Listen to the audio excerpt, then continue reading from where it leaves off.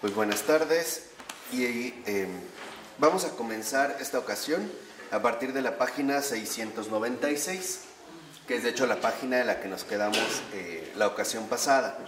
Para comenzar nos centraremos en el inciso B, donde dice el texto: Florensky afirma que racionalmente esoterismo y exoterismo son incompatibles. No se pueden conciliar más que en la vida cristiana más misteriosa, y no por medio de fórmulas racionales ni por medio de esquemas lógicos. O sea, se está refiriendo, digamos, a esta realidad tanto interna como externa, en este caso en particular del cristianismo. Dice a continuación: habría una herejía de la vida eclesial que consistiría en absolutizar uno u otro aspecto del pulso viviente de la relación humana espiritualizada en la fe. O sea, incurriríamos nosotros en un error grave si solo enfatizáramos alguno de estos aspectos, ya sea lo esotérico, o sea, aquello que se refiere al círculo, vamos a decirlo así, interno, o bien si solo nos quedáramos con el ámbito externo, o sea, lo exotérico, ¿no? Aquello que se dirigiría a la realidad exterior. Dice a continuación: en concreto, reducidos al plano meramente racional y natural, la fraternidad, que nosotros ya venimos insistiendo en ello, se convertiría en un amor abstracto hacia toda la humanidad. O sea, si solo fuera algo plenamente racional y habláramos de lo exotérico y para ello habláramos de la fraternidad, entonces tal parece que solamente estaríamos hablando de una cuestión abstracta, ¿no? La fraternidad sería el amor a todos los hombres, pero en general, sin aterrizarlo en una persona en concreta. Y dice, y la filantropía, mientras que en la amistad aislada a la vida cristiana se reduciría a la dimensión de un grupúsculo esotérico encerrado en sí mismo. O sea, aquí, digamos, los peligros a los que podemos incurrir son dos. Primero, el hecho de reducir la fraternidad a una cuestión meramente abstracta, es decir, racional, ¿no? Proclamar un amor a los hombres sin amar en concreto a una persona. Y otra, creer que entonces la amistad, esta filantropía, únicamente se tendría que quedar reducida a un grupo de conocidos o a un grupo, digamos, en este sentido, cerrado. Pero Florensky va a insistir, y lo dice más o menos como 5 renglones antes de que acabe la página, que su combinación de lo esotérico y lo exotérico da una doble unidad, no una confusión ni una identificación. O sea, no se trata de eliminar estos dos rasgos antinómicos, lo interior y lo exterior, sino de conformar una doble unidad que no anula a ninguno de los dos y que tampoco termina confundiéndolos. Para ello, lo que va a hacer Florensky es poner de manifiesto, lo dice al iniciar el inciso C, en la 697, cómo en los puntos de significación superior, en sus cumbres, o sea, en estas alturas ya elevadas de la espiritualización, estas dos corrientes, o sea, la fraternidad y la amistad, tienden incluso a confluir, lo cual es normal, porque la comunión con Cristo por el sacramento de la Santa Eucaristía es la fuente de toda espiritualidad. Entonces, hasta aquí aparecería ya el siguiente esquema. La Eucaristía sería la fuente misma, la fuente que reúne por completo, por un lado, la fraternidad, o sea, lo externo, y por otro lado, la amistad, o sea, lo interno. Este es, pues, el centro en el cual confluyen ambos aspectos sin necesidad de que queden eliminados o bien confundidos, ¿no? Sino que se van a ir en este sentido complementando mutuamente hasta llegar a su plenitud. Dice a continuación: así pues, la síntesis experimental que reunifica la antinomia entre los dos aspectos aparentemente contradictorios de la vida eclesial es el principio eucarístico. O sea, la Eucaristía, por tanto, se convierte en la esencia y en la clave de la vida cristiana, en el lugar sintético, el símbolo viviente y concreto donde hay que buscar la raíz de la vida empírica y psicológica eclesial. Entonces, aquí lo que encuentra Florensky es que la Eucaristía precisamente es la raíz unificadora. de ambos aspectos. O sea, en este sentido, al colocar la Eucaristía como el principio de unificación que reúne lo externo con lo interno, entonces podremos abordar de manera apropiada tanto la fraternidad, que se dirige precisamente en este amor extensivo a todos los hombres, y la amistad, como este aspecto que se refiere al contacto directo que tendríamos, en este caso, por ejemplo, con el prójimo. Entonces, partiendo, digamos, de esta identificación peculiar, Florensky va a ir describiendo cada uno de estos aspectos, o sea, tanto lo esotérico, o que se refiere a lo interno, como lo exotérico, aquello que se referiría precisamente al tipo de relación que vamos a mantener con todos los demás hombres. Entonces, la amistad sería lo que compete a lo más cercano, al encuentro con los más cercanos. La fraternidad sería este amor que se extiende, ¿no? Se exterioriza hacia el hombre en general. Entonces, a partir de estos dos principios, Florensky va a ir detallando, por un lado, los aspectos principales que definen la fraternidad y, por otro lado, los aspectos principales que definen la amistad. Pero lo que va finalmente a considerar Florensky es que la Eucaristía, como raíz unificadora, es justo el centro que permite entender la dimensión tanto interna como externa de la vida cristiana. O sea, de qué manera nosotros nos debemos de colocar ante lo más cercano y también ante lo más lejano. Y entonces aquí es donde ya comienza Florensky a hablar por cuenta propia. En la última cita, en esta misma página, dice Florensky: para el cristiano, todo hombre es un prójimo, pero todo hombre no es un amigo. Entonces, aquí ya se establece una distinción muy peculiar. Primera, para el cristiano, todo hombre es prójimo, pero todo hombre no es un amigo. Se establece en este sentido una diferencia esencial. Dice a continuación: el enemigo, aquel que odia, que calumnia, son a pesar de todo prójimos. O sea, entrarían a pesar de que el que odia o aquel que calumnia, aquel que nos daña, a pesar de todo, formaría parte precisamente de la fraternidad. Dice: incluso aquel que ama no siempre es un amigo, porque las relaciones de amistad son profundamente individuales y excepcionales. ¿Qué quiere decir?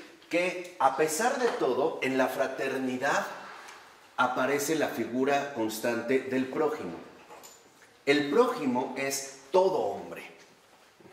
Entonces, en este sentido, nosotros estamos llamados a fomentar siempre con todo hombre una relación de fraternidad, o sea, de aceptación como prójimo. Pero esto, dice Florensky, no coincide necesariamente con la dimensión de la amistad, porque en la amistad este prójimo pasa a ser algo mucho más íntimo.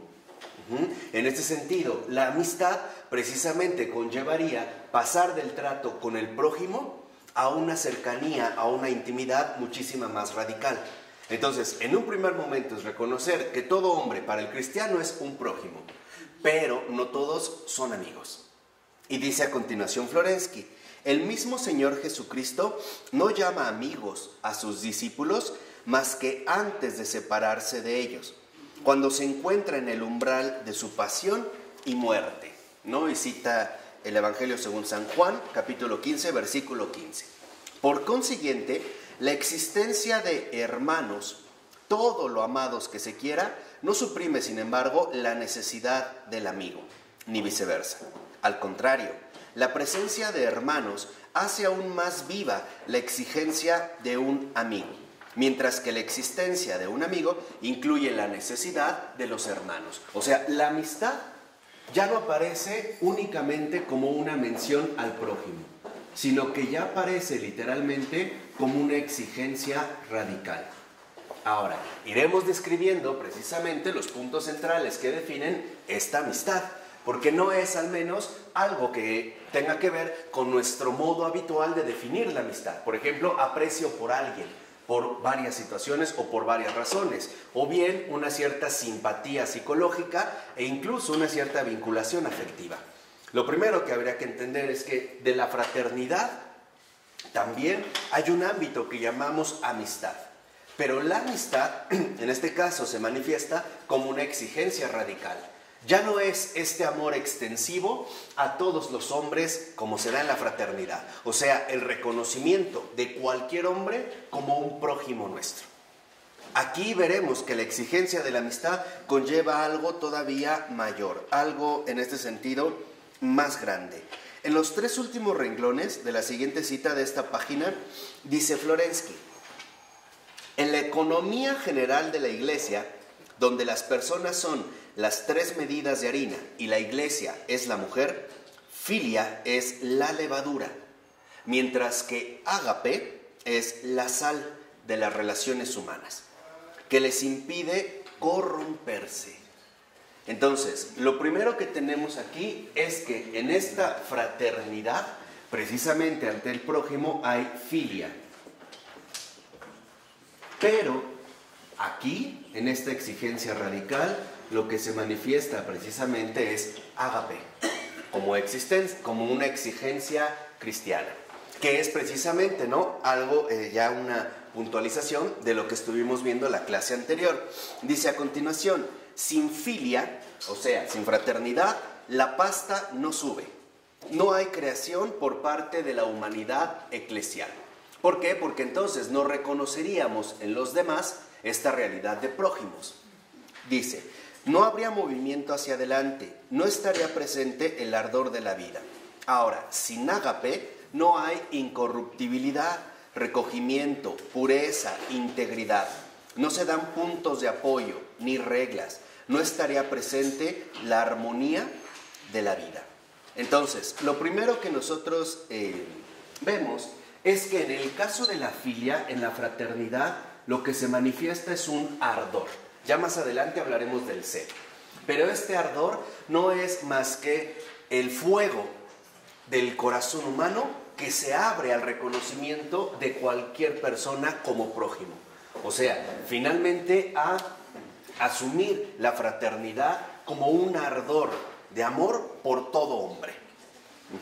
Pero en el caso del ágape ya no solo hay un ardor, sino que, como dice Florensky aquí, lo que hay es incorruptibilidad, pureza, integridad, o sea, la armonía de la vida. Entonces, lo que aquí encontramos es integridad, lo cual supone que este ardor ha alcanzado precisamente una dimensión mucho más profunda de la que se puede sostener en el caso de la fraternidad. Entonces, mientras, por así decirlo, mientras la fraternidad es esta postura cristiana de apertura y de acogimiento de todos los hombres, en la amistad está el compromiso concreto con una persona, lo cual involucra mayores desafíos. No es lo mismo, por ejemplo, decir que amo a los hombres en concreto que amar a una persona en particular.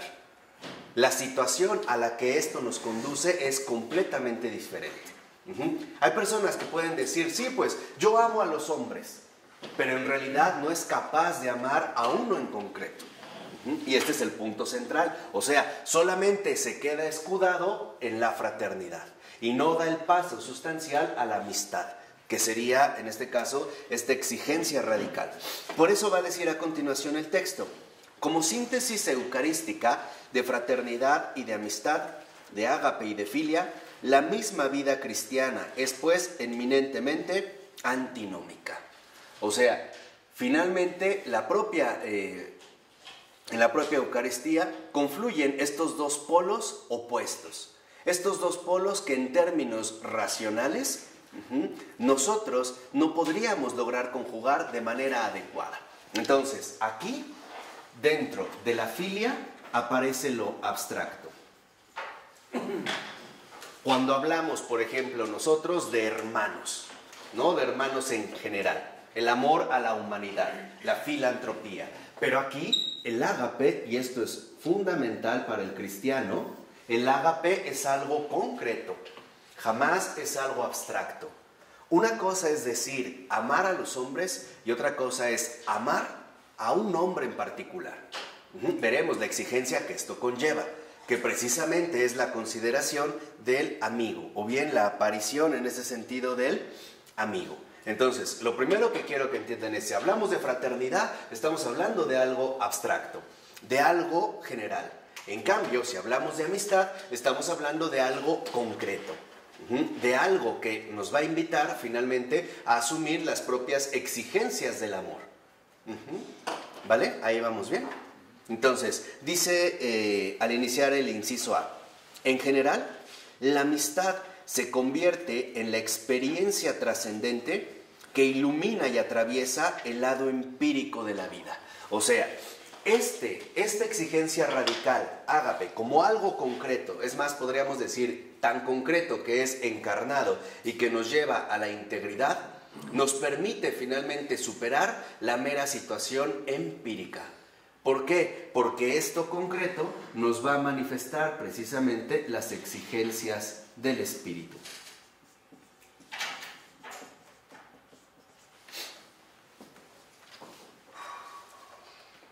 Cuando se manifiestan ya estas exigencias del espíritu, entonces nosotros empezamos finalmente a captar, aunque sea de manera gradual, que la manera en la que usualmente nosotros entendemos la amistad no es más que una vana caricatura de aquello que en efecto la amistad implica. En pocas palabras, no amamos como realmente deberíamos hacerlo. Al menos no como lo presupone la misma propuesta cristiana, o en este sentido la misma exigencia cristiana. Entonces, en la amistad yo no solo me quedo en el ámbito empírico, sino que ahora estas exigencias del espíritu me van a mostrar precisamente la superación de la realidad empírica. O sea, me van a hacer finalmente, o me van a conducir a la realidad espiritual de la vida misma, con estas dificultades que conlleva. O vamos a decirlo así, con todas las problemáticas, con todos los dramas que la convivencia humana implica. Una cosa, por ejemplo, muy sencilla es decir, yo amo a todas las mujeres. Otra cosa es, yo amo realmente en amistad a mi esposa o a mi compañera. Es una situación completamente diferente, ¿no? Dice en la siguiente cita Florensky, la unión mística que se revela en la conciencia de los amigos penetra todos los aspectos de su vida y aclara también su aspecto cotidiano. Entonces, aquí entra la primera clave central. Estas exigencias del espíritu no son algo que tengan que ver con situaciones excepcionales de la vida, sino que en realidad tienen que ver con la dureza de la realidad cotidiana. Por ejemplo, una cosa es amar a mis padres si los voy a visitar al asilo una vez al mes. Otra cosa es amar a mis padres viviendo con ellos. Ahí es donde realmente vamos a encarnar o a tener que asumir la dureza de la realidad cotidiana. ¿Por qué? Porque en efecto lo concreto siempre nos conduce a la realidad cotidiana de la vida, sin posibilidad de asumir escapatorias abstractas. O sea, lo concreto nos lleva a la desnudez de la realidad. O sea, a darnos cuenta de las exigencias y las cargas que la vida misma nos manifiesta y nos transmite a todos, queramos o no queramos. ¿Vamos? Dice a continuación, resulta de ello que incluso en el dominio del simple trabajo en común, de la camaradería, el amigo se convierte en un valor más precioso de lo que determinaría su cualidad empírica. La ayuda del amigo adquiere un matiz misterioso y querido para el corazón. La ventaja que procura se convierte en sagrada. Entonces, aquí aparece otra clave. Esta dureza de la realidad cotidiana es precisamente la que nosotros estamos llamados a transformar en algo sagrado, en algo que va a superar las meras limitaciones empíricas. Dice, el lado empírico de la amistad se sobrepasa, tiende hacia el cielo y se arraiga en las profundidades infraempíricas de la tierra. Es la razón de la insistencia con la que los antiguos y los modernos, cristianos, judíos, paganos, han alabado la amistad por su aspecto utilitario, pedagógico de cada día. ¿Qué significa? Aquí, digamos, avanzando algunos puntos centrales. Que el hecho de que el cristianismo nos lleva a convertir en sagrada la dureza de la realidad cotidiana, involucra que entonces la presencia del amigo siempre nos obliga a ir más allá de nuestras posturas iniciales. En pocas palabras, cuando realmente aparece la figura del amigo es porque se nos pide una exigencia de amar más. E incluso, lo voy a decir sinceramente, amar más allá de mis propias posibilidades humanas.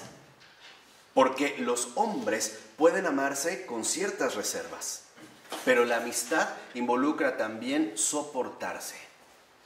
Y solamente nos podemos soportar si es que formamos parte de un amor más grande que el que nosotros mismos podemos mantener.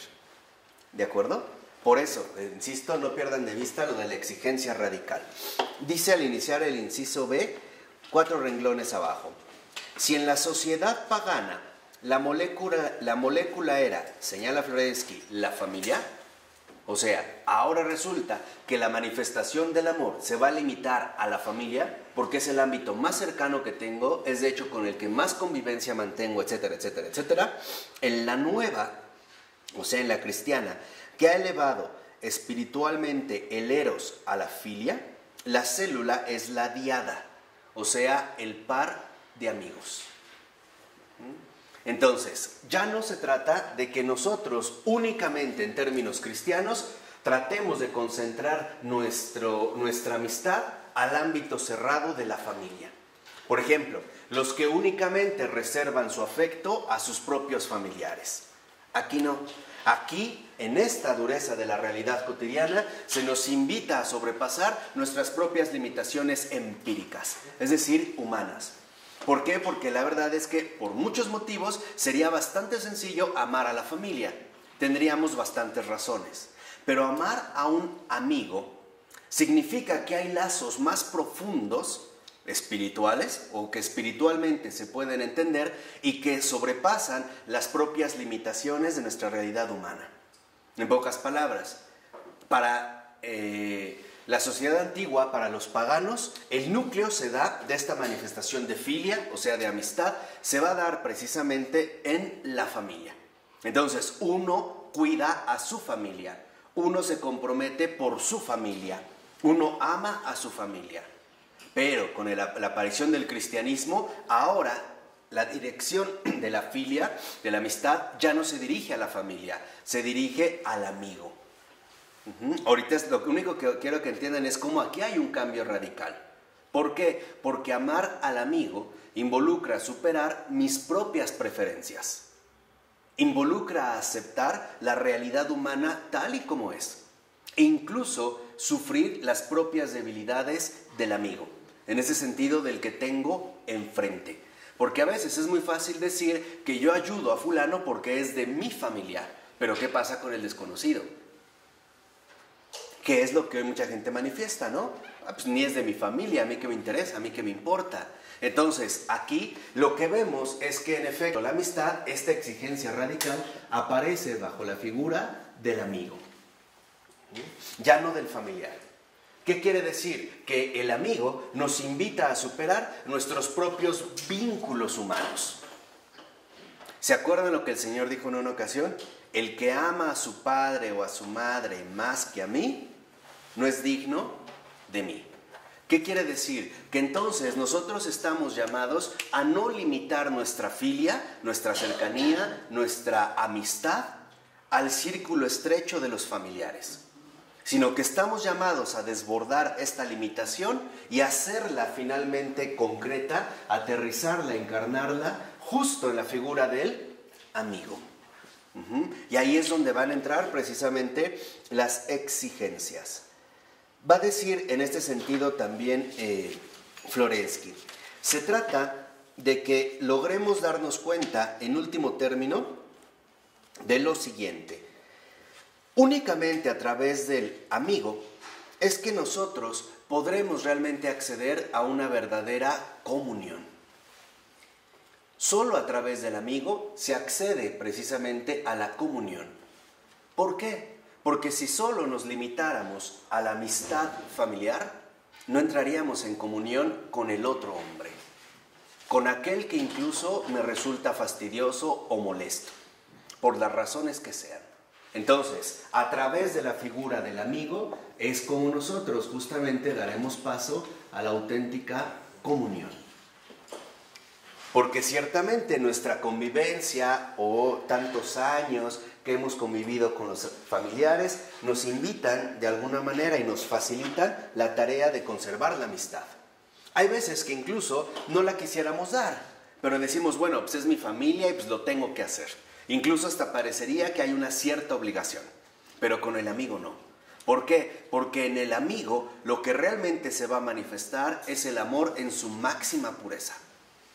Por eso les decía que se trata de una verdadera exigencia radical, que en último término solo puede estar dada a través del ágape. Eso es lo que nos llevará en este sentido a la pureza. Por ello va a decir, utiliza una imagen Florensky, que es la imagen de la cristalización. Acuérdense que él también era un científico, ¿no? Entonces, en la cristalización, lo que vemos, en efecto, es que en el cristal ya no hay como fracciones separadas, sino que todo se reúne en un mismo ¿qué? Conjunto, en un cristal. Lo dice en la nota 31. Dice, podemos resumir entonces el sentido de esta imagen del cristal de Florensky de esta manera. La imagen de la cristalización le sirve para expresar la estructura del símbolo en cuanto conjunto superior a sus partes empíricas, en cuanto un todo organizado por la idea o la forma, en contraposición con la suma caótica de elementos empíricos sin estructura interna. A esta imagen le acompaña la del imán, que configura interiormente la estructura de un grupo empírico. Esta organización, frente al caos de los elementos y su tendencia a la entropía, este término entropía significa desorden o caos, es la obra de logos o principio de la ectropía, o sea, del ordenamiento unificador. Entonces, aquí el primer aspecto que vamos a tratar de rastrear es cómo es que se abre a través de la figura del amigo el paso concreto a la real comunión. Esta apertura a dar la vida incluso por los amigos. Acuérdense nada más algo en particular. El propio Jesús dijo hacia el final, ¿no? Antes de ir a la pasión, no hay amor más grande que aquel que da la vida por sus amigos. Esto es lo que vamos a tratar de entender. Lo que vamos a tratar de entender es, ¿quién es este amigo del que está hablando Jesús? No dijo, no hay amor más grande que el que da su vida por su familia. Dijo por sus amigos. Entonces, lo que vamos a tratar de entender precisamente es de qué manera se encarna esta figura del amigo. ¿A quién se está refiriendo Jesús? Porque a través del amigo y por lo tanto de la comunión es como nosotros alcanzaremos este amor más grande. Es decir, el amor cristiano.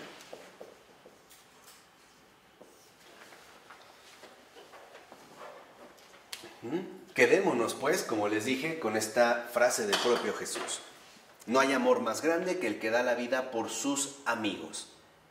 No dijo por sus familiares, tampoco dijo por sus conocidos, o por los que le simpatizan, o por los que le agradan. Dijo por sus amigos. Entonces, vamos ahora a tratar de entender, en este sentido, a quién se refiere Jesús. ¿Qué está entendiendo Jesús por la palabra amigo? ¿Vamos? Entonces, para hacerlo, lo primero que tenemos que darnos cuenta es que en esta comunión sobresalen dos cosas. La primacía de la persona y la primacía de la comunión. O sea, finalmente lo que habíamos visto, ¿no? Al principio. En la comunión, dentro de esta antinomia que estamos nosotros ahorita describiendo, se dan, digamos, dos aspectos fundamentales y es una conjunción. Una, la primacía de la persona, o sea, hacia aquel en concreto que mi amistad se dirige. Pero al mismo tiempo, la primacía de la comunión. O sea, lo que podríamos decir es más o menos lo siguiente. No por sentir una cercanía mayor a una persona, yo voy a descuidar la comunidad. Ese es el primer paso, porque las dos son importantes. No se trata de eliminar alguno de los aspectos. Por ejemplo, a lo mejor para aterrizarlo un poquito más. Esto a veces se suele dar cuando los matrimonios tienen varios hijos. A veces la madre, por atender más a un hijo, descuida a su comunidad, a los demás hijos, al marido, etc. Esto es un error. O al revés, a veces quiere amarlos a todos de tal manera que no tiene un amor particular por cada uno. ¿Se dan cuenta de la antinomia en la que estamos? Pareciera que en nuestra tendencia las dos se contraponen. Si le pongo atención a uno, descuido a los demás. Y al revés, si trato de quedar bien o atender a todos, entonces no quedo bien con ninguno en particular. ¿Vamos? Entonces, este es, digamos, lo primero que hay que destacar. Y no se trata de que en la comunión, precisamente, eliminemos alguno de los aspectos, sino que los exaltemos a los dos. Por un lado, lo personal y por otro lado, lo comunitario. O sea, uno y todos.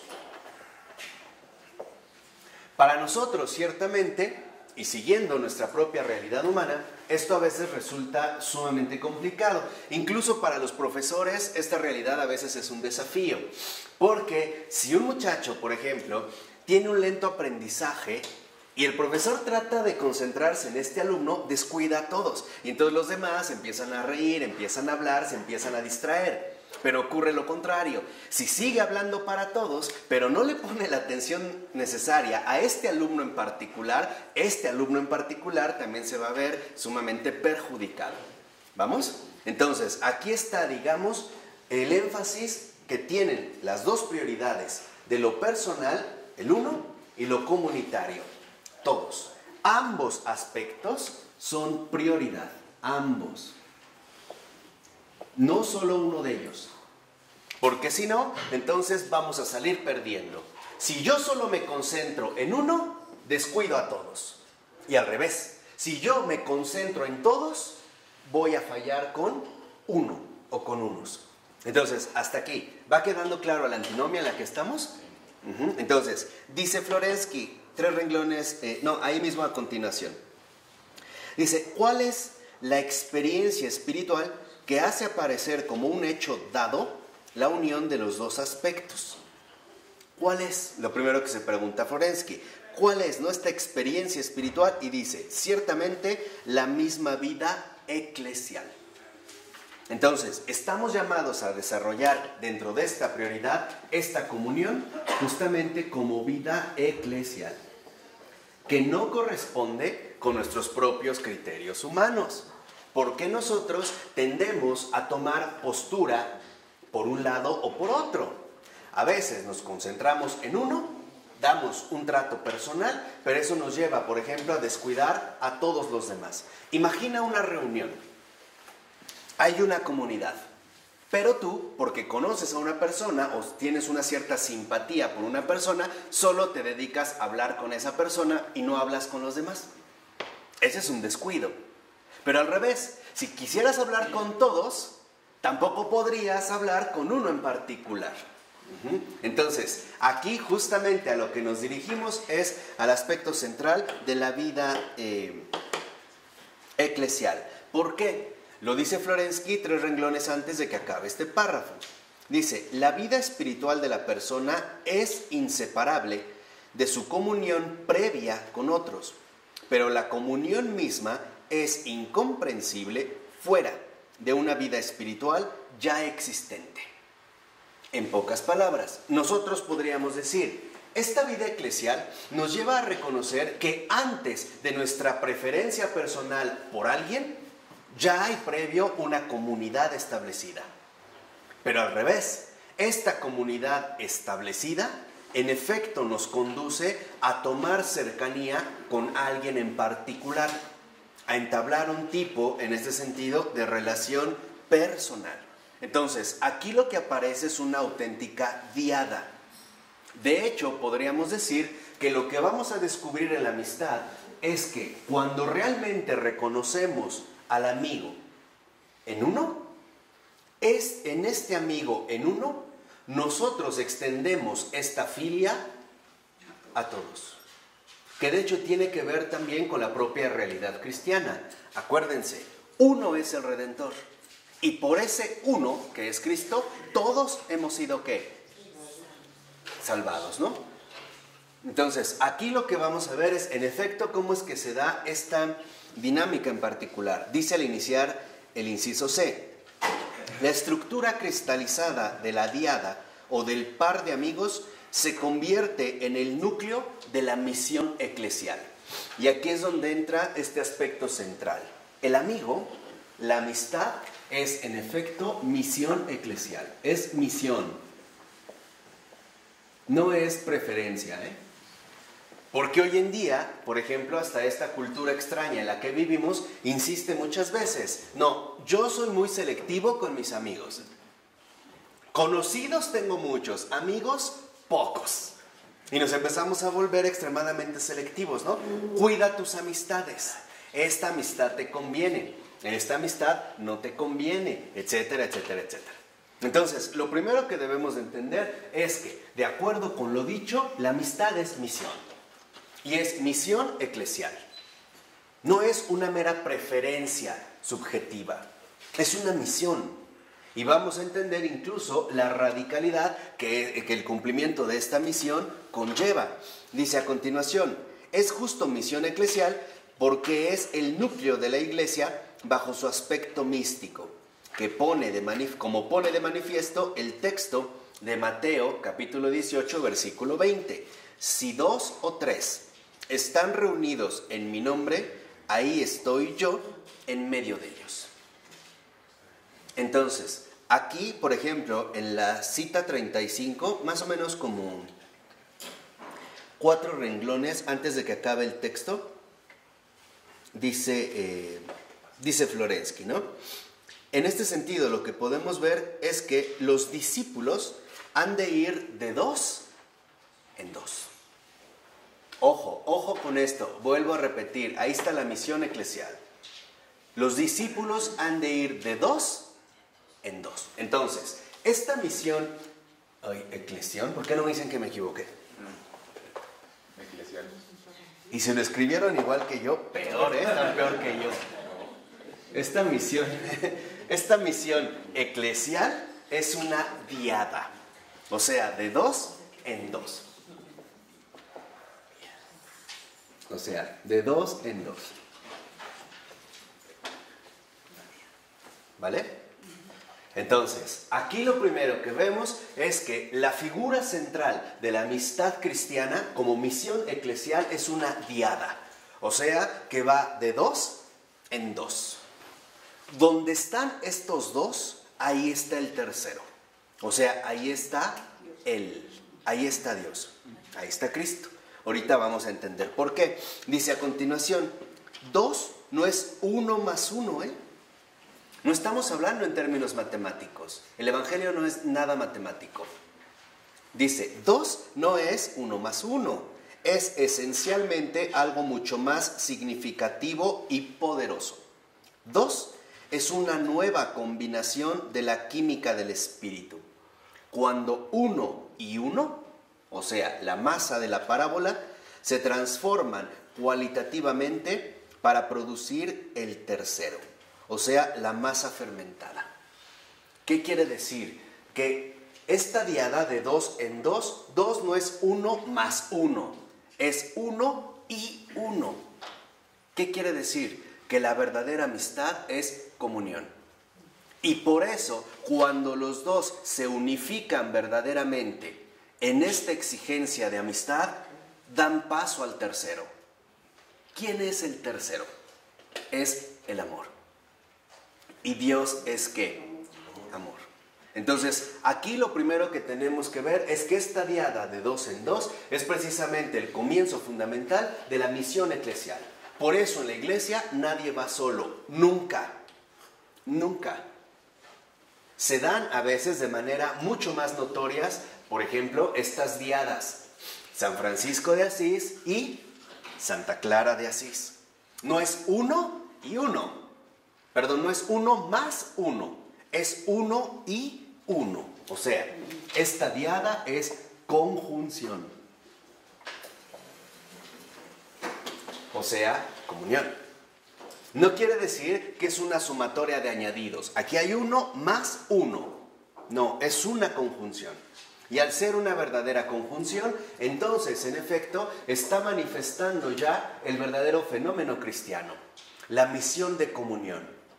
Como el Señor decía, que todos sean uno. Pero para que todos seamos uno, lo vamos a comenzar a partir de 2 en 2. O sea, en la exigencia radical del que tengo enfrente, para poder alcanzar justamente esta dimensión. De tal manera que esta conjunción, cuando realmente esta diada es llevada a cabo, entonces da paso al tercero. No es más que ponerse a disposición del amor mismo, del surgimiento del amor.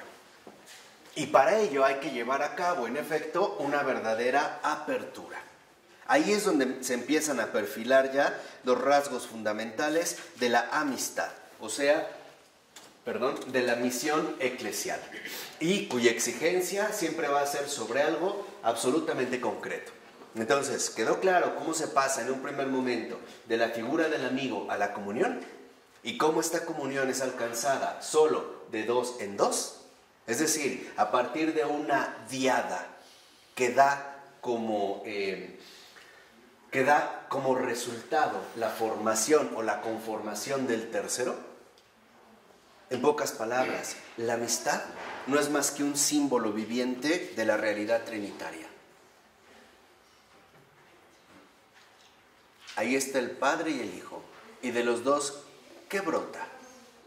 El tercero, el Espíritu Santo. Lo mismo como símbolo viviente, es la misma dinámica a la que está llamada precisamente la amistad, ¿no? O sea, es este ardor, como este fuego que tenemos en el corazón al amar a los hombres, pero que no solo se va a quedar en un nivel abstracto, sino que dará paso finalmente a la integridad del ágape al encarnarse literalmente en una realidad concreta. Es este celo. Lo que pasa es que decía que más adelante hablaremos del celo, pero es este celo, ¿no? Este celo por las almas. Entonces, en la 702, a partir del segundo renglón, dice el texto: el conocimiento de los misterios, o más particularmente, el poder de atar y de desatar, es la petición común de 2 personas que habrían convenido en todas las cosas sobre la tierra. O sea, en la amistad, en la verdadera amistad, que es justo la exigencia de la misión eclesial cristiana, lo que hay realmente es un común espíritu. La comunión ya no se da al nivel empírico, o sea, según los lazos familiares, según los años que tenemos de conocernos, según la cercanía de nuestras casas, ya no. Aquí estas realidades empíricas han sido básicamente superadas. Aquí es finalmente el estar en común. Eso es lo que da la formación al tercero. De esta diada que es de 2 en 2, el tercero es ya algo común. Estar en común. Vivir realmente en común. Vivir en el Espíritu. Por eso, cuando realmente se alcanza la amistad, el Señor cumple lo que se pide. Ahí donde haya 2, yo estaré en medio de ellos. ¿Por qué va a cumplir? Porque finalmente están ya entremezclados en un mismo espíritu. O sea, ellos ya están integrados, esta diada, estos 2, están integrados con Él. Y por lo tanto, ya no hay discrepancia entre su voluntad y la voluntad de los 2. Ya los 3, en realidad, se han vuelto, ¿qué? Uno. Por eso les decía, es este símbolo viviente de la realidad trinitaria. Dice a continuación, su unión reflejaría en la vida la unisubstancialidad trinitaria. O sea, habrían sobrepasado enteramente las contradicciones y las divergencias de su pensamiento y de su sentimiento, hasta el punto de convertirse en consubstanciales. O sea, ya aquí ya no habría una diferencia entre pensamientos y sentimientos. Lo que aquí realmente habría es una auténtica comunión en el Espíritu, más allá de mis divergencias intelectuales o bien más allá de mis posturas afectivas. En pocas palabras, la verdadera amistad es un acontecimiento espiritual, no empírico. Y se los digo de una vez, la amistad no es una preferencia, La amistad es una exigencia. Uno no está llamado a escoger a sus amigos. Uno está llamado a encontrar en el prójimo a ese amigo. Precisamente, ¿para qué? Para poder entrar en auténtica comunión. Entonces, la amistad sin Dios es falsa. No la hay, ni siquiera es amistad. Sí. No, ni siquiera es amistad. Es una farsa, ¿no? O sea, en realidad no sería más que la cercanía de dos personas que pretenden mantenerse en la línea de la fraternidad. O sea, bajo un trato respetuoso, pero de fondo insustancial. Por eso, en la siguiente cita, dice Florensky, la reunión de dos o de tres en el nombre de Cristo, su entrada conjunta en la atmósfera misteriosa que reina en torno a Cristo, su comunión con la fuerza de la gracia, les transforman en una nueva sustancia espiritual. Convierten a los dos en una parcela del cuerpo de Cristo, en una encarnación viviente de la Iglesia. Entonces, ¿qué es lo que realmente trae consigo la amistad?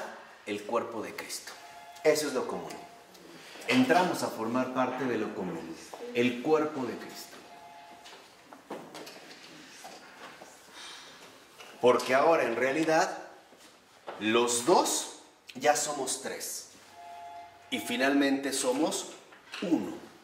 Entonces, lo que está llamado a manifestar en el mundo la Iglesia no es la fraternidad, es la amistad.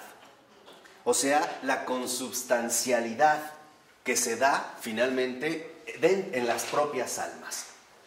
En pocas palabras, no basta decir en términos generales abstractos que amamos al prójimo si no damos el paso ulterior para dirigirnos a la figura del amigo, encarnar el amor. Aquí no se encarna el amor, Aquí se encarna el amor. Y es esta encarnación visible la que nos manifiesta precisamente la concreción del cuerpo de Cristo. Sé que a lo mejor puede sonar como un poco complicado, pero bueno, es la manera más sencilla que tenemos para explicar algo tan grande, o algo tan particular, o algo tan especial. ¿Por qué? Porque lo que quiero que entiendan es que el verdadero amor cristiano no consiste en amar a los hombres, consiste en formar parte del amor de Dios. Ese es el amor cristiano. Por eso la Iglesia no es una mera institución de beneficencia social. Porque lo que sabe bien la Iglesia que está de por medio no son solo las necesidades terrenales de las personas, sino que lo que busca satisfacer la Iglesia, y de hecho es lo que está llamado a satisfacer la Iglesia, es la inmensa hambre y necesidad del amor de Dios en las almas de cada persona. Esta es la realidad eclesial, esa es la misión eclesial. Entonces, no basta con que nosotros pensemos que hacemos obras, por muy buenas o muy caritativas que les llamemos, porque solo esto es caridad. Por eso les decía, ¿qué es la caridad? Es amar como Dios ama. Eso es caridad. Todo lo demás es un fraude y no es la aspiración verdadera a la cual se dirige cualquier alma de cualquier prójimo. ¿Vamos? Entonces, la misión eclesial es alcanzar finalmente en el centro mismo de la Eucaristía la encarnación viva del cuerpo de Cristo. O sea, realmente a manifestarle al otro, a quien sea, el verdadero amor de la ¿qué? De la amistad. Y por lo tanto, esta llamada fundamental a la comunión. Ahorita veremos cómo. Pero lo que quiero que entiendan es aquí los pasos que en efecto se van dando. Dice a continuación, 2 renglones abajo, se comprende que por eso Cristo esté en medio de ellos. Está entre ellos como el alma está en el seno de cada miembro del cuerpo que anima. Pero Cristo es consubstancial al Padre. Por consiguiente, el Padre hace lo que el Hijo le pide. Ya realmente hemos entrado a formar parte del auténtico cuerpo de Cristo.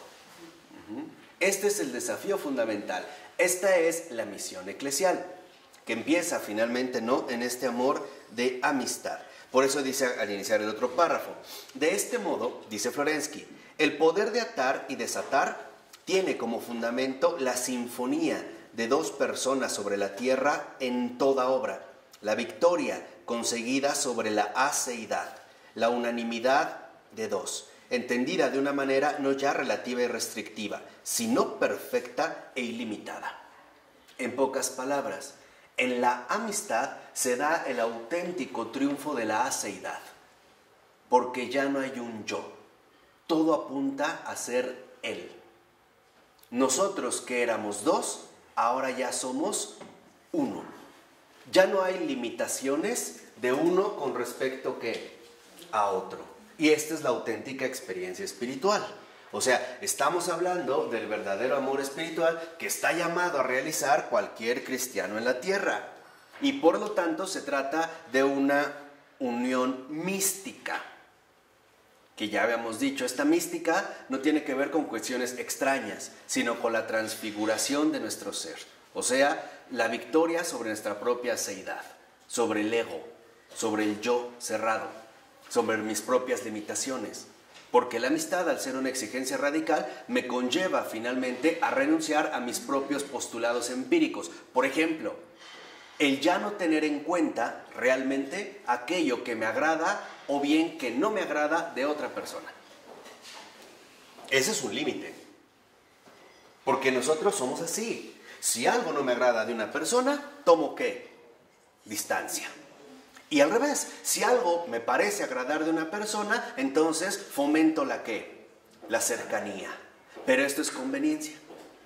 Y por lo tanto, no es coherente con el cuerpo de Cristo, que es ¿qué? Uno. En pocas palabras, en la amistad no hay exclusión. Eso es lo que le estoy diciendo. Pero en esta unidad mística. Por eso dice, en los dos últimos renglones, dice Florensky, este ideal no es accesible absolutamente, solo es posible llegar a él sobre la tierra. En pocas palabras, para nosotros el cuerpo de Cristo es una posibilidad, pero es una posibilidad real, no un absoluto cumplimiento. La razón es muy sencilla, porque esto solo se dará hasta el final de los tiempos. Como decía San Pablo, hasta que todos seamos uno y Dios sea todo, ¿en qué? En todos. Entonces, acuérdense, lo que aquí ahorita nosotros estamos comentando es la cuestión de la amistad, entendido en su verdadero sentido cristiano, no como mera charlatanería humana o como un mero título para expresar determinadas preferencias. Este es mi amigo, este no es mi amigo, eso no es cristiano. Lo que ven es que en efecto para Florensky esta posibilidad real para nosotros no es un cumplimiento definitivo. O sea, nosotros no podemos alcanzar esta total comunión aquí en la tierra. ¿Por qué? Porque todavía la realización del amor perfecto no está dada. Esto está dada finalmente al final, hasta que Dios sea todo en todos. Pero Florensky ya en efecto detecta que sí se trata de una obra del Espíritu Santo. Esto sí, es como un adelanto. Es como la preparación del terreno para lo que finalmente estamos nosotros dirigidos. Lo dice en la 703, al iniciar el último párrafo, al iniciar a la mitad de la página el párrafo. Dice, solo el Espíritu Santo, la hipóstasis de la realización del amor en la belleza, puede fundamentar y coronar realmente lo que en el ámbito humano es solo una posibilidad. O sea, que en realidad estamos hablando de una situación espiritual. Y por espiritual, ya en términos cristianos, entiéndanlo. Cuando decimos espiritual, no estamos hablando de más allá de los sentidos humanos. Eso no es espiritual. Cuando decimos espiritual en sentido cristiano, estamos hablando de la intervención del Espíritu de la verdad, o sea, del Espíritu Santo. Eso es la verdadera dimensión espiritual. Entonces, aquí lo que vemos es una posibilidad real, sí, pero quien es, digamos, el realizador de este anticipo, de esta prefiguración, es precisamente el Espíritu Santo. Dice a continuación, porque se trata, dice Florensky, de una amistad llevada hasta el extremo, entendiéndola no tanto bajo el ángulo de los actos y de los sentimientos. O sea, porque él hizo esto, entonces es mi amigo. O porque siento empatía, pues entonces es mi amigo. O al revés, porque tiene dinero, es mi amigo. O al revés, porque conoce a mucha gente, es mi amigo. Dice Florensky, eso no es amistad. Al menos no es amistad cristiana. Esa es otra cosa. Aquí se trata de llevar esta amistad hasta el extremo, más allá de los actos, de los sentimientos. Dice a continuación, de una manera meramente nominalista, o sea, de nombre, como bajo el ángulo de la base metafísica que permite una unanimidad completa, o sea, de una manera realista. Entonces, la amistad nos conduce, en último término, esta vida eclesial, al verdadero realismo espiritual, que va más allá, como se los dije al inicio, va mucho más allá de nuestros propios condicionamientos empíricos. Por eso, de hecho, vamos como paso a paso en este tema, porque si captan bien lo que estamos diciendo en esta clase, verán el por qué, precisamente hoy en día, la Iglesia no alcanza a dar la luz a la que está llamada. Y la realidad es muy sencilla, porque hoy nosotros manejamos el amor, o en este caso la amistad, a nuestra conveniencia, y la usamos siguiendo nuestros propios criterios, con miles de justificaciones, pero que no coinciden con el espíritu de la verdad. En este caso, con la exigencia del cristianismo. De tal manera incluso que dice 2 renglones abajo. Pero esta espiritualización, límite ideal y escatológico, se anticipa y se construye en esta tierra, ya que la medida de la amistad, o sea, el perdón hasta 70 veces 7, es una plenitud integral, una infinidad actual. Y, en pocas palabras, ¿qué es, digamos, la amistad? ¿Cuándo realmente se da la amistad? Cuando aparece la medida de la bondad. Esa es la esencia de la amistad. La verdadera esencia de la amistad está definida por la medida de la bondad. Y la verdadera bondad cristiana es una bondad infinita. No es una bondad ni condicionada ni limitada. No es una bondad que se va a restringir a ciertos gustos o preferencias personales. Al contrario, es una bondad que va a vencer nuestras propias resistencias personales.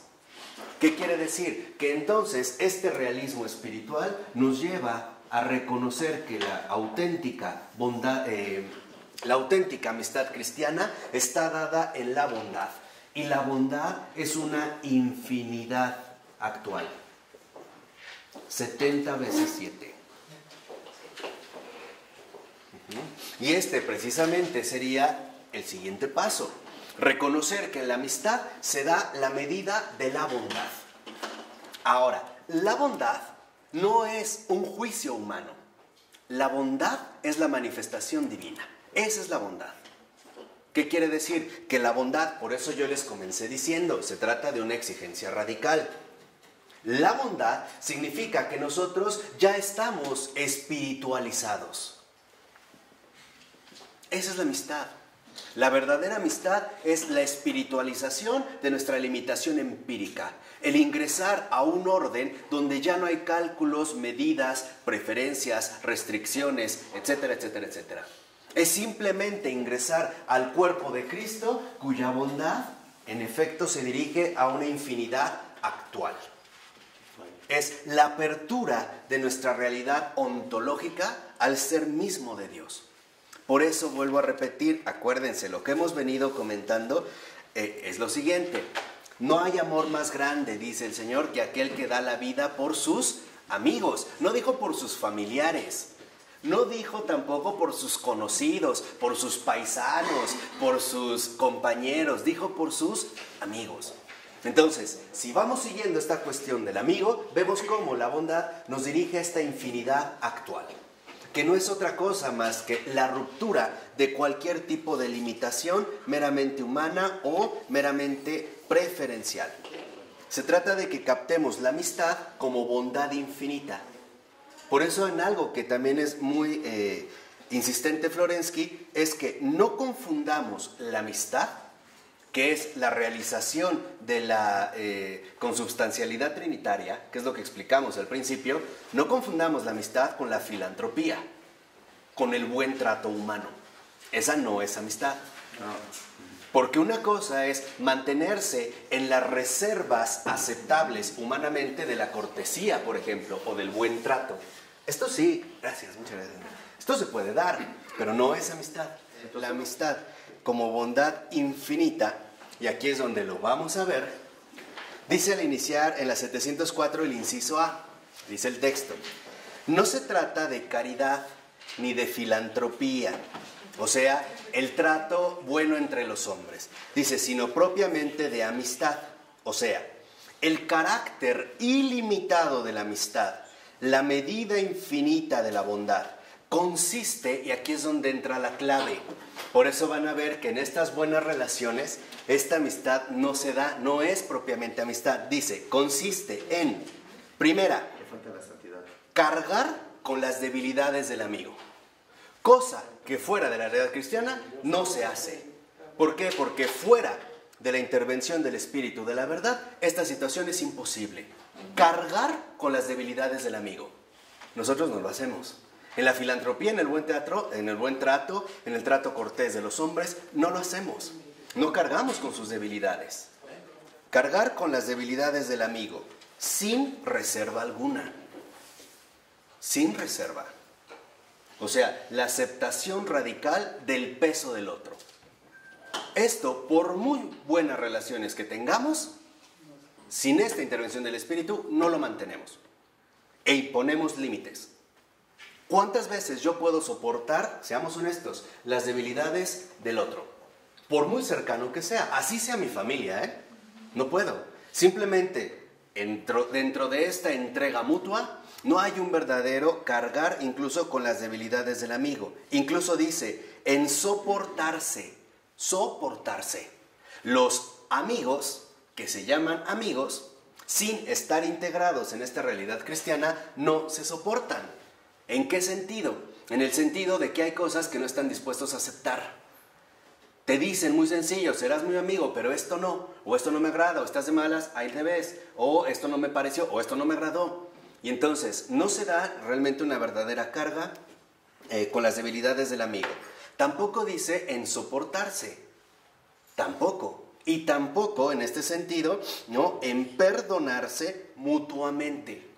Un perdón mutuo, no solo de parte mía. Acuérdense, es lo que dijimos, en la amistad, finalmente el propósito central es el poder dirigirnos, en este sentido, hacia una verdadera amistad. O sea, lo que dijimos hace un momento, hacia una auténtica misión eclesial. Entonces, si estamos hablando de amistad, tenemos que reconocer que estamos haciendo referencia a dos aspectos. Primera, la amistad como bondad infinita. Y esta bondad infinita el hombre no la puede dar. Por muy bueno que sea. Necesita el Espíritu Santo. Por muy grande que sea. Por muy Gandhi que sea. Por muy filántropo que sea. No puede dar la verdadera realidad radical de la amistad, que exige una bondad infinita. Y que por lo tanto solo Dios puede manifestar. Por eso, y esta es ya una convicción que llegué hace muchos años, el único verdadero filántropo es Dios. Es el único que verdaderamente es amigo del hombre. ¿Por qué? Porque solo Dios puede soportar todas nuestras debilidades, todas nuestras cargas, perdonarnos siempre y sin mutar nada el inmenso amor que nos tiene hacia nosotros. Entonces, aquí es donde entra la exigencia. O sea, la amistad es una bondad infinita. Y dos, es auténtico perdón. En una amistad, llamémosle amistad humana, cuando hay fallas, algo se deteriora. Nadie se atrevería a decir que no pasó absolutamente nada. Algo pasó. A ver, piensa algo, una traición. Tú tenías una muy buena amistad con un cercano, con alguien, y de repente te engañó con tu esposa. Vayámonos bien, dijimos, a los desafíos, la crudeza de la realidad concreta. De verdad, el alcance de tu bondad infinita y de tu perdón se van a expresar como auténtica amistad, o ahí vamos a ajustar las tuercas. Ahí vamos a decir, no, es que bueno, es que los amigos no se hacen eso. O sea, ya va a haber de antemano ciertos condicionamientos. Aquí es lo que, digamos, de alguna manera nos vamos planteando. ¿Qué hay de las traiciones o qué hay de las ofensas? ¿Qué hay, digamos, finalmente, ¿no?, de cargar con las debilidades del otro? Eso es algo que en realidad solo Dios lo puede hacer. Por eso va a insistir Florensky que el perdón está en el fundamento de la amistad. Y nosotros, por mucho afecto que tengamos a una persona, si esta persona falla y falla y falla, la podemos perdonar, pero al mismo tiempo en nuestra relación humana algo se va fracturando. Le puedes decir que se fracturó la confianza, que se fracturó la estima, lo que quieras, pero en pocas palabras, en realidad lo que se está acabando es lo que llamabas, ¿qué? Amistad. ¿Quién es el verdadero amigo del hombre? Pues es Dios. ¿Y qué es lo que... ¿En qué consiste la misión eclesial? En manifestarnos también y hacernos palpable, hacernos accesible la verdadera amistad ¿de quién? De Dios. Y esto es muy sencillo, porque cualquier ser humano, por muy magnánimo que sea, tiene límites. Por el simple hecho de ser creado es finito. Y tendrá muy buenas intenciones, tendrá el mejor corazón del mundo. Pero en las relaciones humanas, en su realidad encarnada, en su vida cotidiana, las relaciones humanas también se desgastan. Y al principio probablemente nos parezca fácil perdonar, pero si es una tras otra, tras otra, tras otra, eso que en un momento se llamaba amistad, hasta puede acabar en una profunda enemistad. Y entonces mutar, pasar de lo que en un principio era un gran afecto a un profundo odio. Dios no hace eso. Entonces, esta bondad infinita y perdón significa que la amistad conlleva el sentido profundo de lealtad. Y solo Dios es fiel en su amistad. Eso es lo que quería mencionar. Al encontrarse con Cristo, se encuentra con el amigo. Esa es la figura que precisamente estábamos nosotros entresacando. Por eso, fíjense, aquí Florensky dijimos, para afrontar los desafíos de la realidad cotidiana, él va a concluir que en realidad lo que constituye la auténtica medida de la amistad es el perdón injusto. Y aquí es donde entran para nosotros finalmente los escándalos. Locura para unos, escándalo para otros. Lo dice, vean en la 705. Si nosotros seguimos una mentalidad legalista, llegaría a agravar las faltas de los otros. Por ejemplo, alguien cometió un error, pero en mi mentalidad legalista no solo es el error cometido, sino la falta cometida hacia la ley y por lo tanto también, en este sentido, el castigo o la pena que debería de recibir. Dice a continuación, por celo de la gloria de Dios, pero, ojo, sintiéndose uno mismo culpable ante Dios, la mentalidad de la gracia disminuye en la propia conciencia la medida de la culpabilidad de los otros. Cuando verdaderamente hay amistad, no solo desproporciono los errores de los hombres, porque hay que ser sinceros, los errores de los hombres vienen de sus profundas debilidades, y eso no se puede cambiar. Esto no se puede cambiar. Ahí es cuando empezamos a ensanchar el corazón. Ese es el primer paso para encontrarse con el amigo. Cuando una persona nos lastima, lo hace porque tiene en el fondo del alma profundas debilidades que no han sido atendidas. ¿Y por qué no han sido atendidas? Porque nadie le ha transmitido el amor de Dios. Por eso. Así que seamos sinceros. Por eso es que yo les había insistido una y otra vez. Cuando un alma sufre, cuando un alma está en alguna dificultad, algún cristiano no está haciendo bien su trabajo, no está cumpliendo su misión. Por eso hablamos de la misión eclesial. ¿Vamos bien? Entonces, si esto se da así, lo primero que podemos ver al redondear es que la amistad no tiene que ver con la medida de la justicia humana, sino tiene que ver con el espíritu de la verdad. Entonces, si yo veo que una persona comete una equivocación, lo primero que tengo que darme cuenta es que yo también me he equivocado. En pocas palabras, él no solo es culpable, yo también ¿qué? Soy culpable. Y al hacer precisamente esta disposición, lo primero que ocurre es que disminuye la culpabilidad de los otros. De tal manera que el otro ya no aparecerá como el culpable, sino ¿quién? Yo. El otro no es el gran culpable. Finalmente, el gran culpable soy yo. ¿Por qué? Porque al error cometido yo le agrego mi incomprensión, mi insensibilidad, mi falta de caridad. Y por lo tanto, yo le agrego, en pocas palabras, mi ausencia ¿de qué? De amistad. O sea, del amor divino. El problema está en que nosotros, debido a los movimientos culturales que venimos viviendo y que se llaman modernidad, hemos reducido los términos a nuestras propias dimensiones. Miren, les voy a decir cuál es la verdadera consecuencia espiritual de esto. Si alguien se dice ser mi amigo y ese amigo me falla, me rompe el puente para poder encontrar al amigo que no falla. Así de simple. Si alguien dice ser mi amigo y me traiciona, entonces a mí me rompe el puente de comunicación para poder acercarme a Dios como un auténtico ¿qué? Amigo.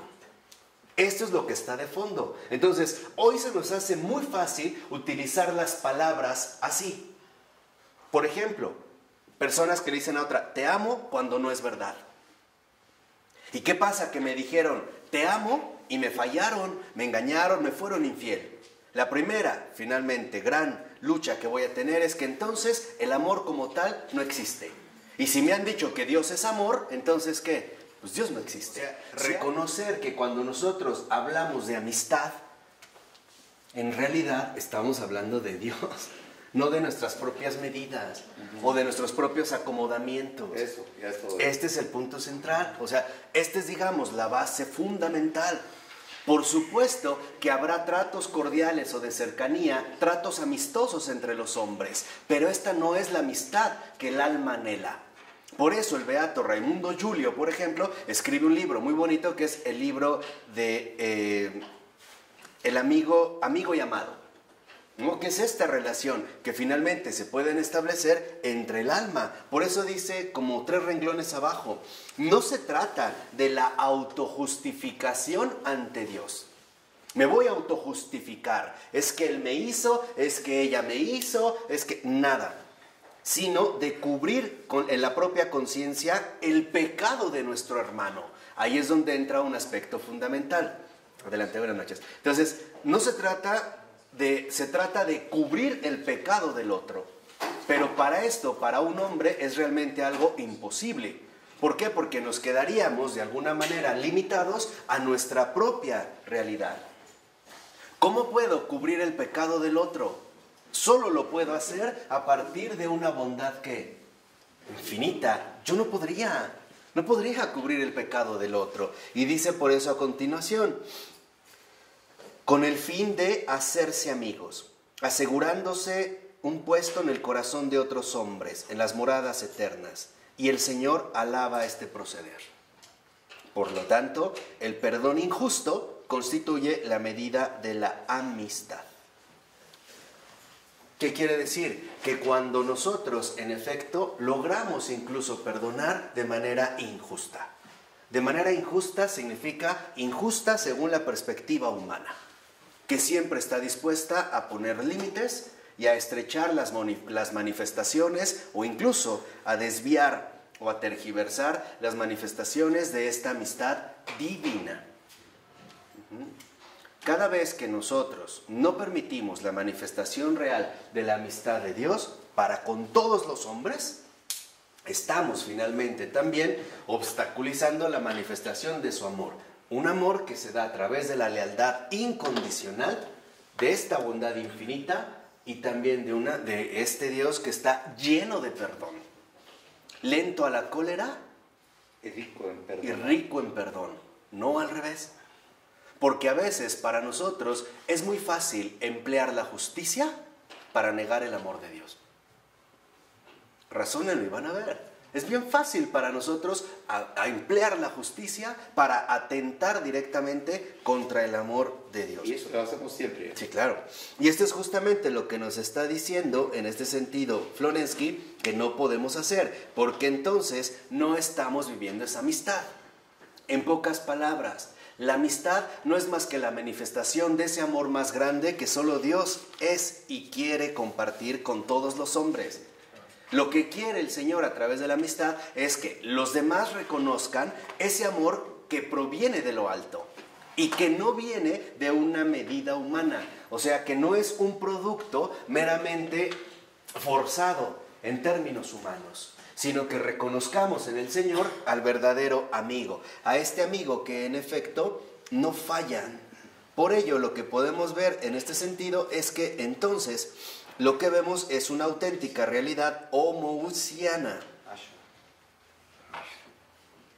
O sea, en pocas palabras, la amistad, en realidad, la auténtica amistad manifiesta lo no mío.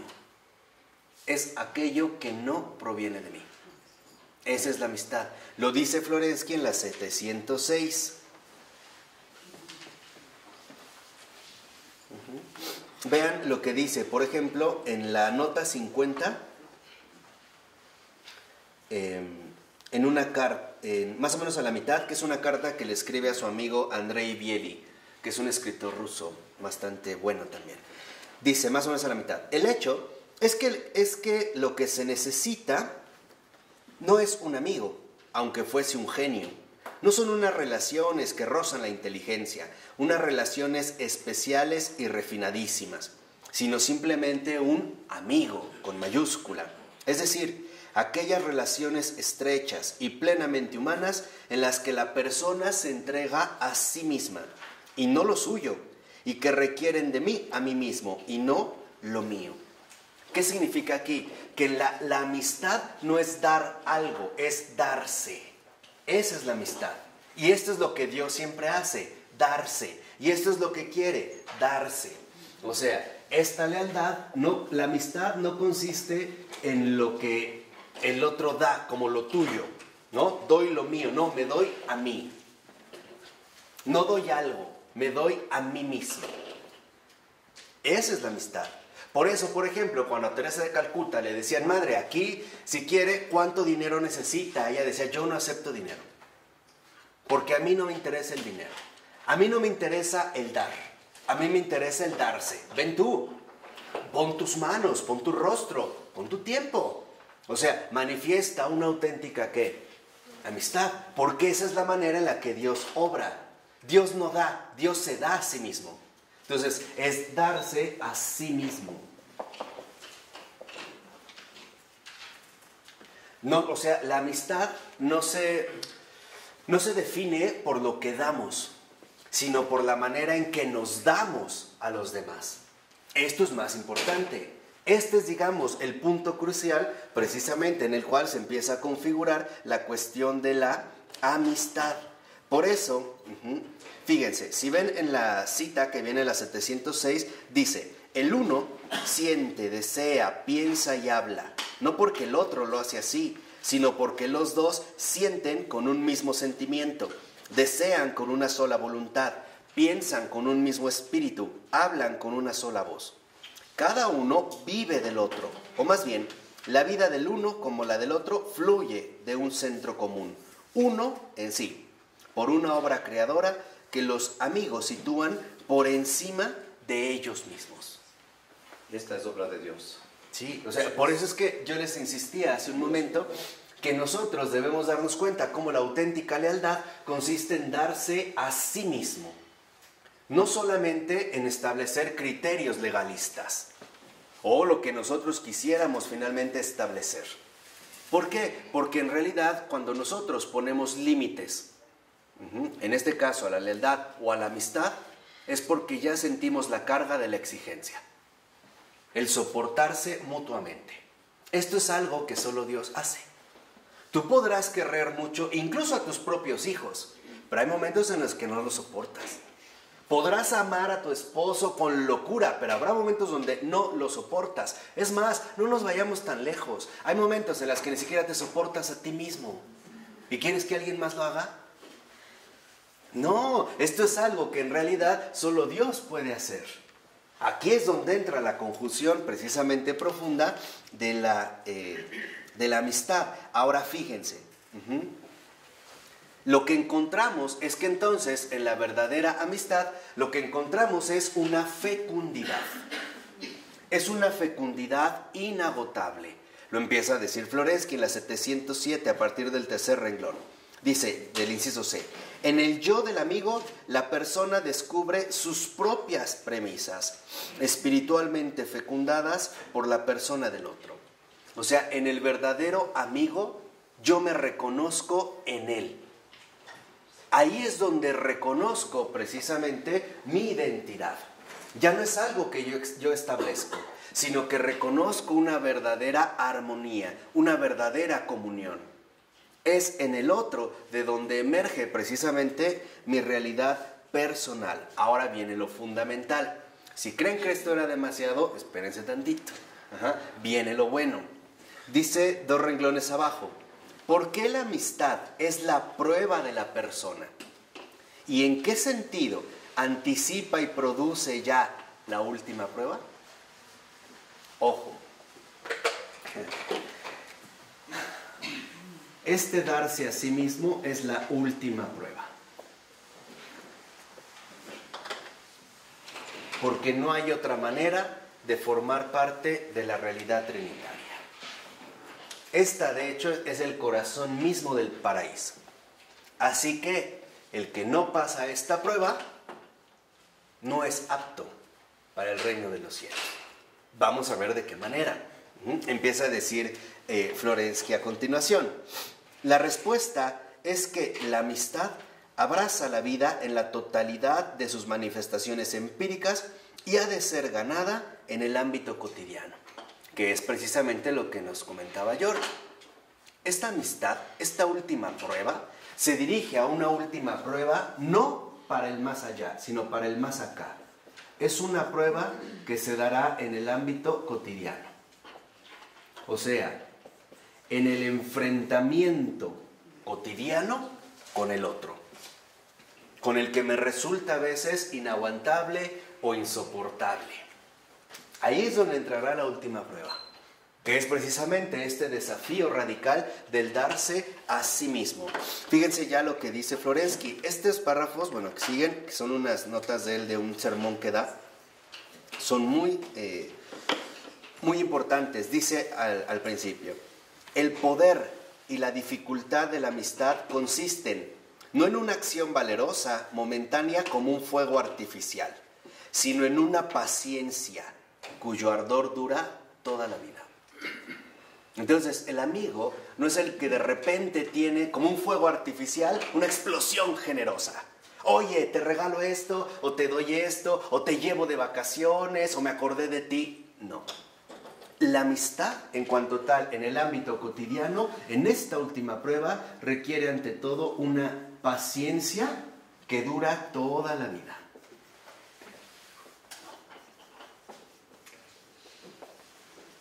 ¿Por qué se va a tratar de una paciencia que dura toda la vida? Porque durante toda nuestra vida estaremos en este ámbito cotidiano donde tendremos que soportar las debilidades de los demás.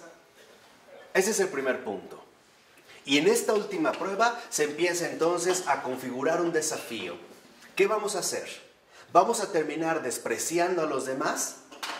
¿O bien vamos a ir creciendo en la verdadera amistad del darse a sí mismo sin límite ni medidas? 70 veces 7.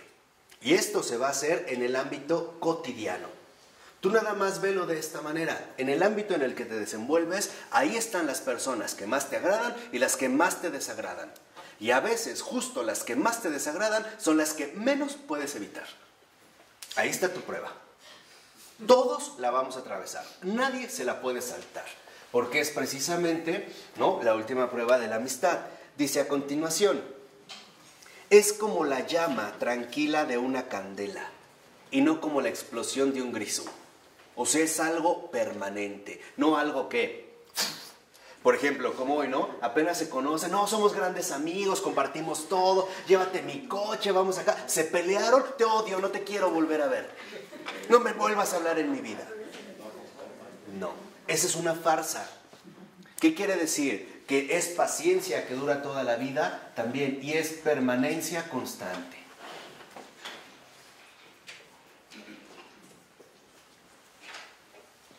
Dice a continuación, el heroísmo es siempre un adorno y no la sustancia de la vida. Entonces, para Florensky queda claro que lo primero que se opone a la amistad es el heroísmo. Aquel que quiere manifestar su amistad a través de desplantes llamativos como un fuego artificial, pero en la vida cotidiana te jode, te fastidia o te maltrata o te desprecia. Para Florensky eso es precisamente lo que hace que el heroísmo. Entonces, en el ámbito cotidiano, esta permanencia constante también nos lleva a la sustancia de la vida. Miren, a lo mejor es muy fácil dar como una explosión, ¿no?, de supuesta amistad, como un fuego artificial a un amigo y lo ayudo a lo mejor a cambiarse de casa. Pero ¿qué tal vivir con él toda la vida? Soportando sus debilidades, perdonándolo siempre y más aún, acogiéndolo más profundamente. ¿Hasta dónde van a estar mis límites? Por ejemplo, hay quienes se muestran muy corteses si el amigo lo visita poco, pero ¿y si lo ve diario? ¿Ahí qué pasa? Y si no solo lo tiene que ver diario, si tiene que convivir con él día e incluso noche, ¿qué pasa cuando a veces dos o los amigos se van de viaje? Al principio como fuegos artificiales, bien contentos, 2, 3 días ya no se aguantan, ya no se soportan. ¿Dónde está? O sea, ¿dónde está realmente esta cuestión? Dice a continuación, ¿por qué? Porque comporta necesariamente un aspecto teatral. O sea, a veces nosotros, finalmente en este heroísmo, asumimos un aspecto teatral. Están actuando. Exactamente, es una actuación. Oye, ¿saben dónde a veces yo lo he visto y no me voy a callar? En los funerales. Ahí es donde se muestra el aspecto heroico de lo teatral. No, hoy no duermo, me quedo contigo. Sí, nunca me fuiste a ver. Pero esa noche no duermes. Ah, pero eso sí, hay que tomar café. Ahí está el heroísmo, ¿no? Estoy contigo aquí. ¿Cuándo estuviste conmigo? ¿Cuándo? Aquí es donde les decía, aquí viene lo bueno. Claro, lo otro era una preparación profunda, finalmente para llegar al meollo de la cuestión. Están actuando. Dice a continuación Florensky, si se sustituye a la vida, se convierte inevitablemente en maquillaje, máscara, y degenera en una pose más o menos plausible. El heroísmo más directo reside en la amistad misma y en aquello que la anima. Fíjense lo que dice 4 renglones abajo de la nota 51. 3 renglones, dice, no se trata de que los amigos coparticipen en la alegría o se compadezcan en la pena. No, se trata no de un reflejo del estado del otro, sino de un estado propio en resonancia, de la propia alegría y del propio sufrimiento. No un reflejo, no algo teatral. Llegas con esta persona, ¡ay, cuánto lo siento! No sientes nada, no actúes, quieres coparticipar. Si en realidad lo sintieras como él, estarías chillando como él. Si no, no, ¿por qué te pones un maquillaje? Son situaciones realmente muy delicadas que nos llevan al núcleo mismo del ámbito, ¿qué? Cotidiano. Entonces, cuando esta amistad viene del heroísmo, se convierte en algo teatral y por lo tanto en una auténtica farsa. Dice Florensky, no se trata de coparticipar, se trata de compartir la misma experiencia, tanto de alegría como de ¿qué? Como de tristeza. Y esto solo se logra a través de una auténtica comunión, que es lo que decíamos, que es precisamente la espiritualización de la amistad. O sea, la manifestación de Dios en esto que incluso nosotros llamamos ¿qué? Amistad. ¿Cuántas veces alguien te puede dar una noticia muy importante para él, lleno de alegría, y tú, está bien? ¿Cuál comunión? ¿Cuál amistad? ¿Cuál? A Cristo abusaron de él, se burlaron de él, le escupieron, lo abofetearon, y él no puso límites. Jamás. Entonces, ¿ahí donde está el crecimiento como persona? Ahí, justo en esto, ahí está. En el darse cuenta que en esta última prueba, la amistad es la transfiguración de nuestras posibilidades humanas en las posibilidades divinas. En pocas palabras, en la concreción de algo muy sencillo, lo que yo no podría hacer, Dios sí lo puede ¿qué? Hacer. Quizá en Santa Rita de Casia se ve muy bien. Humanamente hablando, Santa Rita de Casia no dejó de ser una tonta. ¿Por qué le aguantó tanto al marido? Que tan mal la trató, por ejemplo. Pero no obstante, Santa Rita de Casia asume el perdón injusto. ¿Por qué? Porque en realidad es muy injusto. ¿En qué sentido es muy injusto? Que desborda nuestros propios criterios humanos. Por eso hay que recordar que los caminos del Señor no son nuestros caminos. Lo acaba de decir en el Evangelio. ¿O qué? ¿O me vas a tener rencor porque soy bueno? Ahí está el punto, ahí está el perdón injusto. O sea, ¿dónde tú vas a querer imponer, digamos, esta limitación profunda para la vivencia adecuada de la amistad? Para esta manifestación incondicional. Lo que dice Florensky, la 708, al iniciar el segundo renglón. Estos, de verdad, estos párrafos los tienen que meditar toda la semana. Esta es su tarea, ¿eh? Dice, el amor de amistad no consiste en los momentos dispersos de exaltación espiritual. Por ejemplo, qué bien me siento, todos somos muy amigos, nos abrazamos y dense la paz. Y todos, la paz del Señor, todos te pegan y todos esos momentos de exaltación, estamos bajando del tercer cielo y no sé qué tantas cosas. Dice, en encuentros, impresiones, fiestas de la existencia. ¿Por qué es así? Parece que somos muy amigos cuando se hacen estas fiestas de la existencia. Ahí sí. ¿No? Te sacaste la lotería, hombre, hay que celebrar. Vamos a hacer una fiesta de la existencia. ¿No? Te acabas de divorciar, otra fiesta de la existencia. Para eso están los cuates, para acompañarte, ¿no? Yo te pongo la botella, bla, bla, bla, bla. Dice, no. Dice, está relacionado con toda la realidad de la vida, también con la de todos los días, y exige una atención permanente sobre uno mismo, precisamente en los momentos en los que el héroe se da la fuga. O sea, cuando se nos pasó el humor. ¿Qué hay cuando estamos de mal humor? No queremos hablar ni defender a nadie. ¿Cómo somos cuando estoy enojado? Cuando estoy de malas, cuando estoy harto. Yo vengo de malas. Estoy de malas. ¿Qué pasa ahí? ¿Cómo vamos a reaccionar? ¿No? Hoy estoy de malas. Pero en mi vida diaria tengo que volver a toparme con estos desgraciados que nada más me fastidian la existencia. Si ellos no vivieran, yo sería feliz. Es más, si mi esposa fuera otra, yo sería bueno. Pero es ella la que ha echado a perder mi vida. ¿Qué pasa ahí? ¿Qué pasa cuando el héroe se da la fuga? ¿Qué pasa cuando se nos pasó el buen humor? ¿Qué pasa cuando nos sentimos fastidiados, cansados, hartos, decaídos? ¿Qué pasa ahí? Dice Florensky, el heroísmo no expresa la grandeza esencial de la persona, no hace más que revestirla por un tiempo de heroicidad.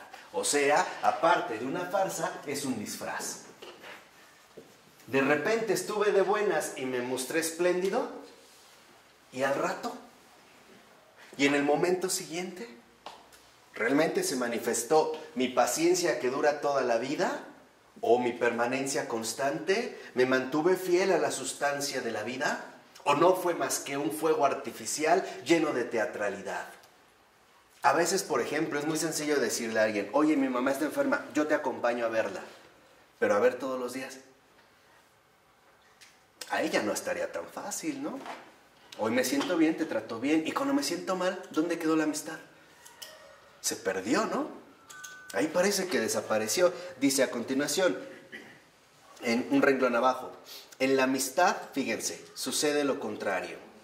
Toda acción exterior del uno le parece insuficiente al otro, porque conociendo el alma del amigo, ve la desproporción entre cualquiera de sus actos y la grandeza interior de su alma. En la amistad, Y nos lo dijo Adrián, para que vean que eso es estar en comunión. Estamos también experimentando la comunión de los santos.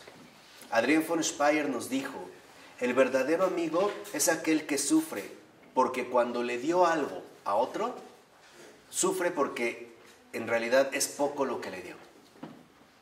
Le hubiera y le encantaría darle ¿qué? Más. Ese es el sufrimiento de la amistad. Eso es sufrir. Te di esto, pero me duele no haberte podido dar una tela inmensa, grandiosa, espectacular. Dártelo absolutamente ¿qué? Todo. Esa es la amistad. Dice a continuación,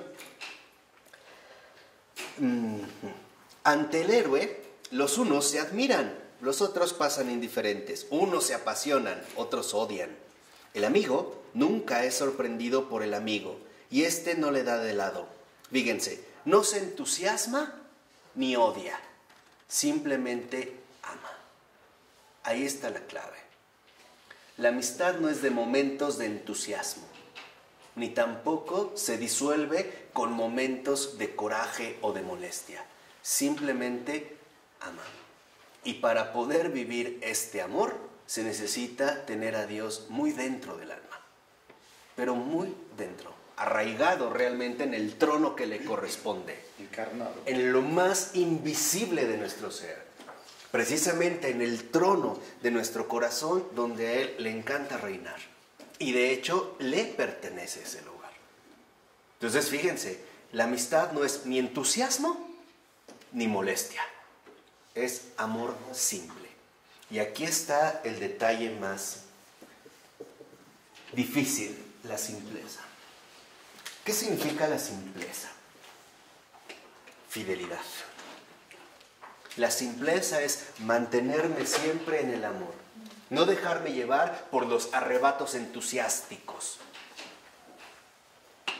ni tampoco dejarme llevar por los momentos complicados. Simplemente mantenerse en la simpleza del amor. ¿Cuál es la simpleza del amor? La fidelidad. Hasta suspiran, ¿verdad? Es decir, realmente ser partícipe de esta lealtad que solo Dios ¿qué? Ofrece. Que solo Dios es capaz de otorgarnos. Por eso dice, para el amor, aquella alma, aquella sola del amigo, es infinitamente querida, inapreciable, vale lo que el mundo entero y todas sus tentaciones. ¿Qué quiere decir? Cuando realmente vivimos la amistad, por una sola alma, estaríamos dispuestos a dar la vida. Y más si tuviéramos. Y más todavía. Dice a continuación, la filia conoce al amigo, no por su periferia, no por afuera, por el vestido del heroísmo, sino, fíjense, por su sonrisa, sus palabras dulces, por sus debilidades. Aquí hay 3 signos muy concretos.